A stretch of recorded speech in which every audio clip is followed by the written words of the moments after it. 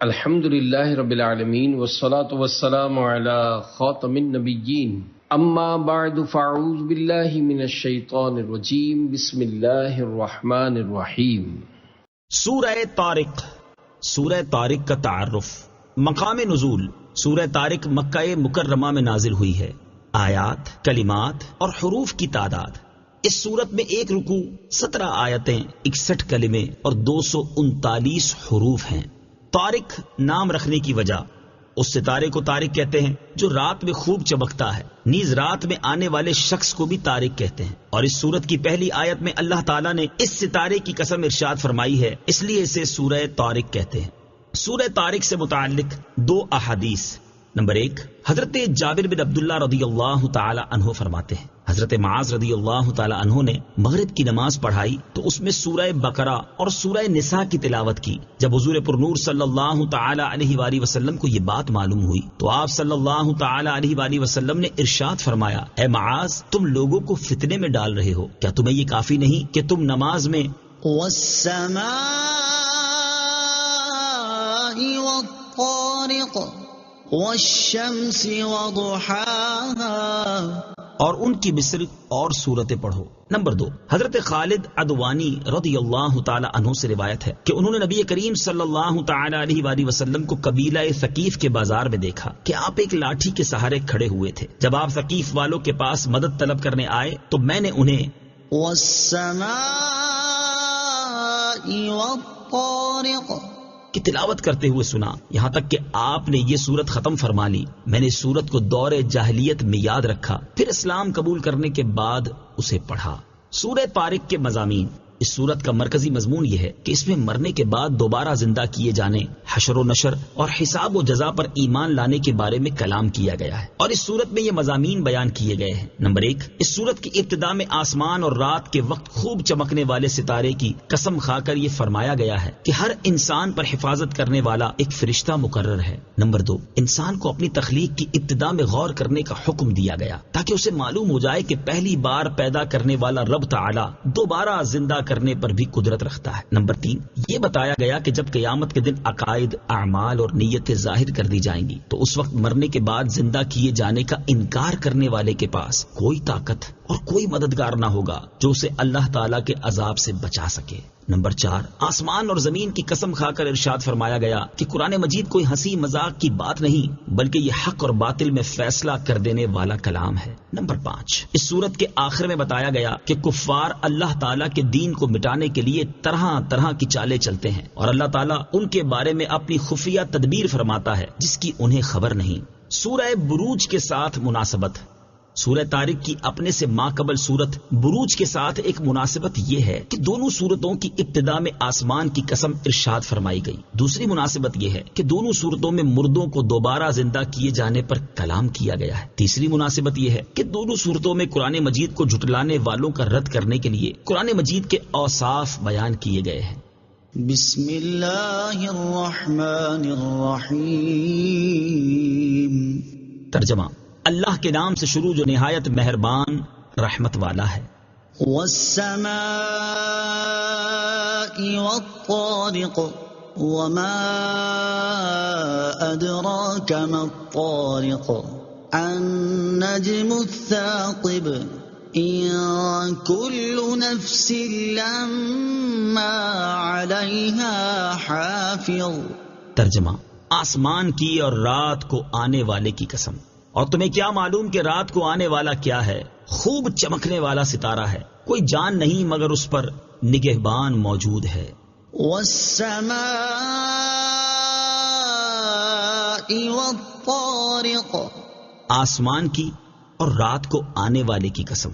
تفسیر صراط الجنان میں ہے، شان نزول: ایک رات سرکار دو عالم صلی اللہ تعالی علیہ وآلہ وسلم کی خدمت میں ابو طالب کچھ ہدیہ لائے۔ حضور پرنور صلی اللہ تعالی علیہ وآلہ وسلم اس کو تناول فرما رہے تھے کہ اسی دوران ایک ستارہ ٹوٹا اور پوری فضا آگ سے بھر گئی۔ ابو طالب گھبرا کر کہنے لگے کہ یہ کیا ہے؟ نبی کریم علیہ الصلوۃ والسلام نے ارشاد فرمایا کہ یہ ستارہ ہے جس سے شیاطین مارے جاتے ہیں اور یہ اللہ تعالیٰ کی قدرت کی نشانیوں میں سے ہے۔ ابو طالب کو اس سے تعجب ہوا تو اللہ تعالیٰ نے اپنے حبیب علیہ الصلوۃ والسلام کی تصدیق میں یہ آیات نازل فرمائی۔ چنانچہ اس آیت اور اس کے بعد والی 3 آیات کا خلاصہ یہ ہے کہ اللہ تعالیٰ نے آسمان کی اور رات میں خوب چمکنے والے ستارے کی قسم ذکر کر کے ارشاد فرمایا کہ ہر جان پر اس کے رب عز و جل کی طرف سے ایک نگہبان مقرر ہے جو اس کے اعمال کی نگہبانی کرتا ہے اور اس کی نیکی بدی سب لکھ لیتا ہے۔ حضرت عبداللہ ابن عباس رضی اللہ تعالی عنہما فرماتے ہیں کہ یہاں نگہبان سے مراد فرشتے ہیں۔ ان فرشتوں کے بارے میں اللہ تعالیٰ نے ایک اور مقام پر ارشاد فرمایا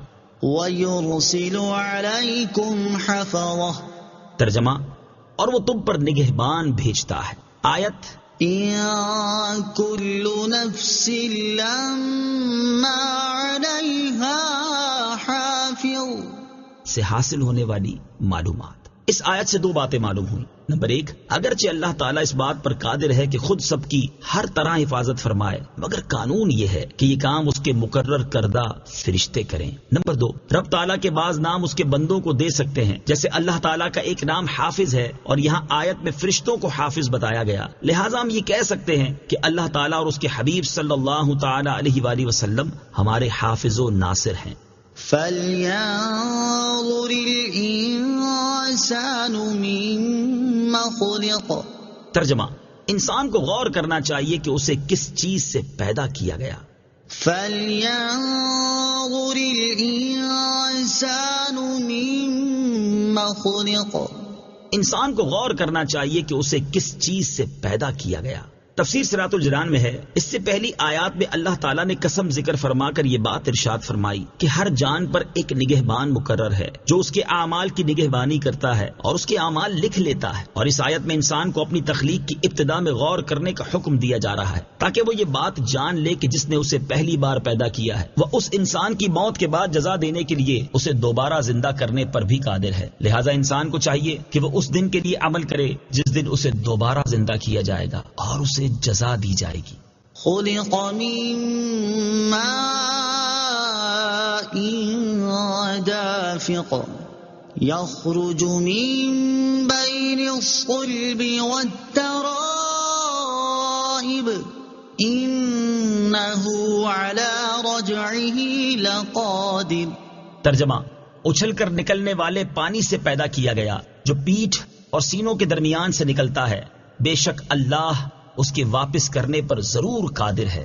خُلِقَ مِن مَّاءٍ دَافِقٍ، اچھل کر نکلنے والے پانی سے پیدا کیا گیا۔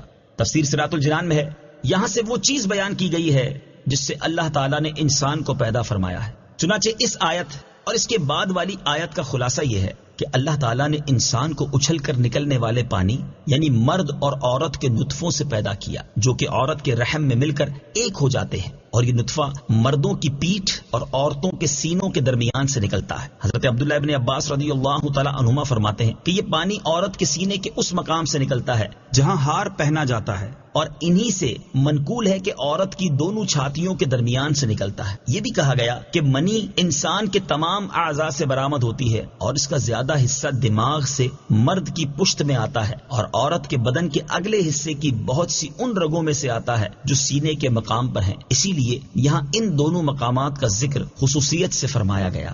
إِنَّهُ عَلَى رَجْعِهِ لَقَادِرٌ، بے شک اللہ اس کے واپس کرنے پر ضرور قادر ہے۔ تفسیر صراط الجنان میں ہے، یعنی انسان کا اپنی تخلیق میں غور کرنے کا نتیجہ یہ ہے کہ جس رب تعالیٰ نے انسان کو نطفے سے پہلی بار پیدا کر دیا تو وہ انسان کی موت کے بعد اسے دوبارہ زندگی کی طرف لوٹا دینے پر خاص طور پر قادر ہے۔ يَوْمَ تُبْلَى السَّرَائِرُ فَمَا لَهُ مِن قُوَّةٍ وَلَا نَاصِرٍ، ترجمہ، جس دن چھپی باتوں کو جانچا جائے گا تو آدمی کے پاس نہ کچھ قوت ہوگی اور نہ کوئی مددگار۔ يَوْمَ تُبْلَى السَّرَائِرُ، جس دن چھپی باتوں کو جانچا جائے گا۔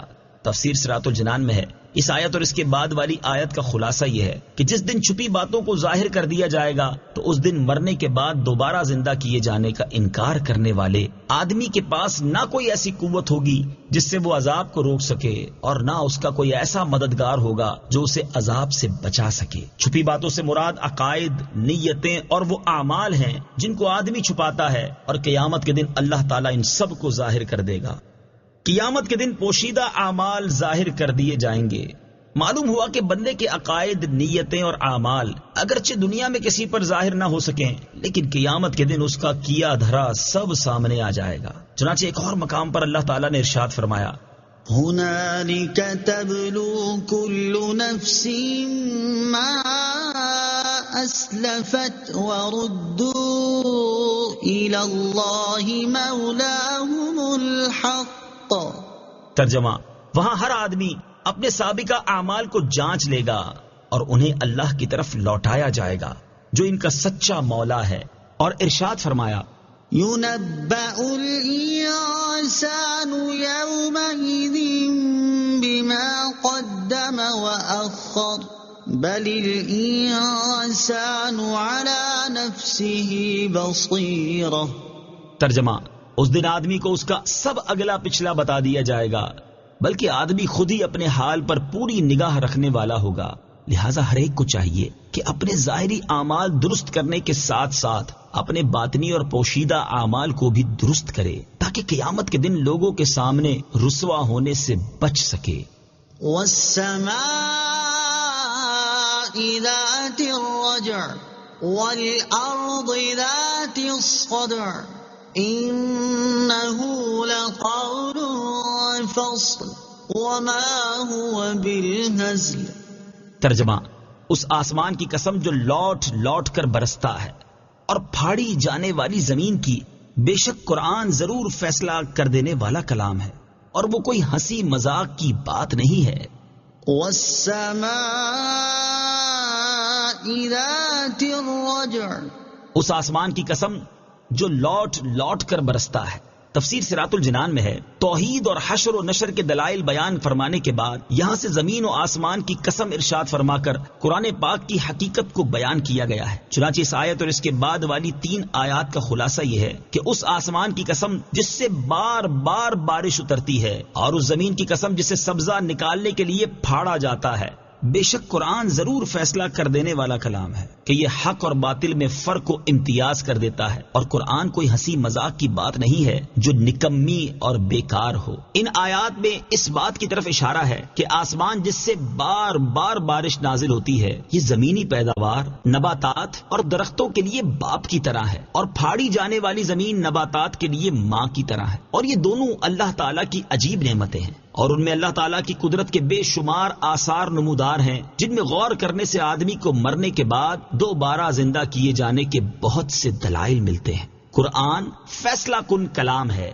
قرآن مجید کی شان اور اس کے علاوہ دیگر شانوں کے بارے میں حضرت علی المرتضیٰ کرم اللہ تعالی وجہہ الکریم فرماتے ہیں، میں نے رسول کریم صلی اللہ تعالی علیہ وآلہ وسلم کو یہ ارشاد فرماتے ہوئے سنا کہ ان قریب ایک فتنہ برپا ہوگا۔ میں نے عرض کی، یا رسول اللہ صلی اللہ تعالی علیہ وآلہ وسلم، اس سے بچنے کا طریقہ کیا ہوگا؟ آپ صلی اللہ تعالی علیہ وسلم نے ارشاد فرمایا، اللہ تعالیٰ کی کتاب جس میں تمہارے اگلوں اور پچھلوں کی خبریں ہیں اور تمہارے آپس کے فیصلے ہیں، قرآن فیصلہ کن ہے اور یہ کوئی مذاق نہیں ہے۔ جو ظالم اسے چھوڑ دے گا اللہ تعالیٰ اسے تباہ کر دے گا، اور جو اس کے غیر میں ہدایت ڈھونڈے گا اللہ تعالیٰ اسے گمراہ کر دے گا۔ وہ اللہ تعالیٰ کی مضبوط رسی اور وہ حکمت والا ذکر ہے، وہ سیدھا راستہ ہے۔ قرآن وہ ہے جس کی برکت سے خواہشات بگڑتی نہیں اور جس کے ساتھ دوسری زبانیں مل کر اسے مشتبہ و مشکوک نہیں بنا سکتی، جس سے علماء سیر نہیں ہوتے، جو زیادہ دہرانے سے پرانا نہیں پڑتا، جس کے عجائبات ختم نہیں ہوتے۔ قرآن ہی وہ ہے کہ جب اسے جنات نے سنا تو یہ کہے بغیر نہ رہ سکے کہ ہم نے عجیب قرآن سنا ہے جو اچھائی کی رہبری کرتا ہے، تو ہم اس پر ایمان لے آئے۔ جو قرآن کا قائل ہو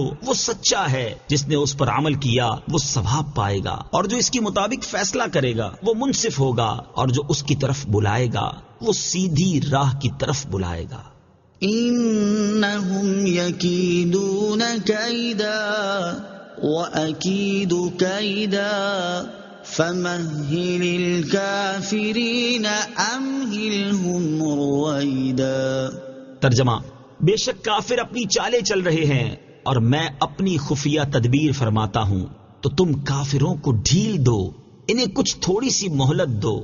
إنهم يكيدون كيدا، بے شک کافر اپنی چالیں چل رہے ہیں۔ تفسیر صراط الجنان میں ہے، اس آیت اور اس کے بعد والی 2 آیات کا خلاصہ یہ ہے کہ کفار مکہ اللہ تعالیٰ کے دین کو مٹانے، حق کے نور کو بجھانے اور تاجدار رسالت صلی اللہ تعالی علیہ وآلہ وسلم کو تکلیف پہنچانے کے لیے طرح طرح کی چالیں چل رہے ہیں، اور میں اپنی خفیہ تدبیر فرماتا ہوں جس کی انہیں خبر نہیں۔ تو اے پیارے حبیب صلی اللہ تعالی علیہ وآلہ وسلم، آپ کافروں کی ہلاکت کی دعا نہ فرمائیں، بلکہ انہیں ڈھیل دیں اور انہیں چند روز کے لیے کچھ تھوڑی سی مہلت دیں، کیونکہ وہ ان قریب ہلاک کر دیے جائیں گے۔ چنانچہ ایسا ہی ہوا، اور غزوہ بدر میں انہیں اللہ تعالیٰ کے عذاب نے اپنی گرفت میں لے لیا۔